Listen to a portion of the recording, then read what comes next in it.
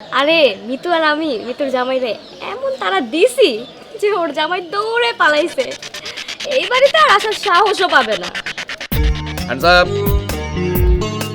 আমি কিছু করিনি মিতুর জামাইকে আমি এই বাসা থেকে বের করিনি। ঠাকুর ঘরে কে রে, আমি কলা খাই না। আমি বুঝে গিয়েছি তুমি হচ্ছ আসল কালপ্রিট। ঘুরে দাঁড়াও।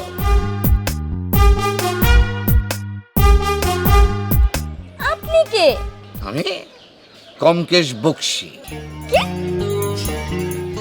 I am the greatest Komkesh Bakshi, private detective cum psychiatrist. কিন্তু আপনি এই বাড়িতে কি চান? আরে ব্যোমকেশ বক্সি, আপনি চলে আসছেন? ব্যোমকেশ বক্সি না কমকেশ বক্সি? আপনার সাথে যতবার আমার ফোনে কথা হয়েছে আপনি বারবার আমার নাম ভুল বলেছে। এখনো যদি আপনি আমার নাম ভুল বলেন তাহলে আমি আপনার বাড়িতে থাকবো না।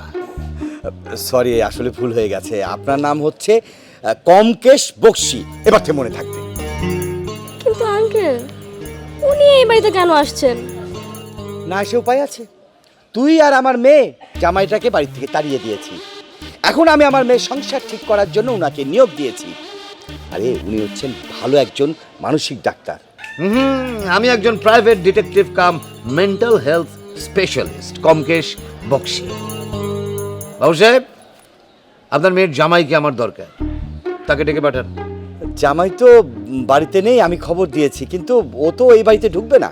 না না না না না, সে বাড়িতে ঢুকতে না চাইলে তো হবে না, তাকে আবার লাগবে। তাকে গিয়ে আবার কথা বলুন এবং বলুন যে এবার যদি কাজ না হয় তাহলে আপনি আপনার মেয়েকে ফেরত নিয়ে যাবেন। আচ্ছা ঠিক আছে, আমি বলবো। আপনি একটু রেস্ট নেন, চমকে উনাকে নাস্তা দিই। না, আমি এখানে চা খাবার জন্য আসিনি। আমি এসেছি আপনার মেয়ের সাথে কথা বলার জন্য। কোথায় সে? আগে তার সাথে আমি কথা বলবো, তারপর চা নাস্তা খাবো। ও আমার মেয়ে এই তো ওদিকে আছে, আপনি যান, আমি একটু পরে আসছি। হ্যাঁ ওকে, আমি তবে যাচ্ছি। বাই দ্য ওয়ে, আমি কিন্তু তোমার গায়ে ষড়যন্ত্রের গন্ধ পেয়ে গিয়েছি। তুমি তৈরি থেকো।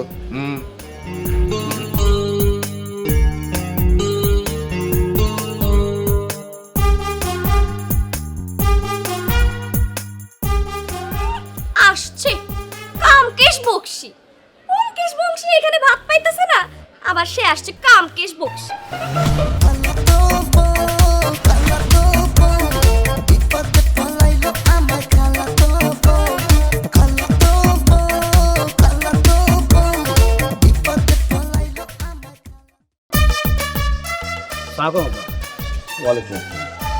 আব্বা, আপনি আমারে ডাকছেন, আমি আসছি, কিন্তু আপনার বাসায় যেতে বলবেন না। ওই বাসায় আমি আর যাব না। বাবা, আমি তো তোমাকে বাসা যাওয়ার জন্য অনুরোধ করতেছি না। আমি একজন সম্মানিত ডাক্তারকে নিয়ে আসছি, সে তোমার সাথে কথা বলবে, এই জন্যই তোমাকে বাসায় ডাকছে। আপনার মেয়েকে ডাক্তার কবিরাজ কোনো কিছু দেখিয়ে লাভ নেই। আপনি শুধু শুধু একজন ব্যক্তিকে বাসায় ডেকে নিয়ে আসলেন। আপনার মেয়ে সংসার করবে না, সংসার করলে আগেই করতো। ডাক্তারকে বিদায় করে দেন। বাবারে, সে তো সাধারণ ডাক্তার না, সে হচ্ছে একদিকে মানসিক ডাক্তার, অপর দিকে হচ্ছে সে ডিটেকটিভ। গোয়েন্দাগিরি করে রোগীর মূল সমস্যাটা বের করে ফেলে, তারপরে সেই অনুযায়ী চিকিৎসা করে। বাবা, আমি তোমাকে কথা দিচ্ছি, এবার যদি ঠিকঠাক না হয় তো আমার মেয়ে যদি তোমাকে বিরক্ত করে, আমি তোমার সামনে আমার মেয়েকে পিটাবো। আব্বা শোনেন, পিটায় কিছু হবে না।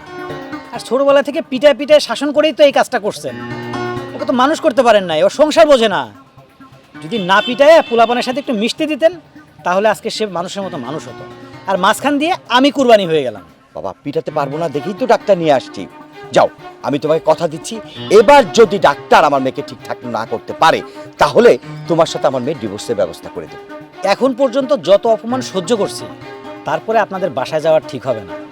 তারপরে আপনার সম্মানিত ব্যক্তি বলছেন শেষবারের মতো যাব, কিন্তু এইবার যদি আপনার মেয়ে ভালো না হয়, এরপরে কিন্তু আপনার মেয়েকে ডিভোর্স দেওয়ার ব্যাপারে আমাকে কেউ আটকাতে পারবে না। আচ্ছা বাবা, ঠিক আছে, আমি তোমাকে শেষবারের মতোই আমি অনুরোধ করছি, তুমি বাসায় চলো।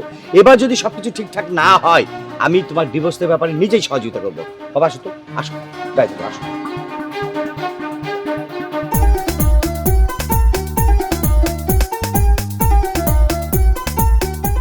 এখানে একটি মেয়ে বিয়ে করে বিপদে পড়েছে। তুমি কি সে মেয়েটিকে চেনো? সে মেয়েকে চিনে আপনার কি দরকার? আমি মেয়েটিকে দেখতে এসেছি। মেয়েটি একটি সাংঘাতিক মহৎ কাজ করেছে। সে নাকি তার স্বামীকে বাড়ি থেকে তাড়িয়ে দিয়েছে। বাহ বাহ!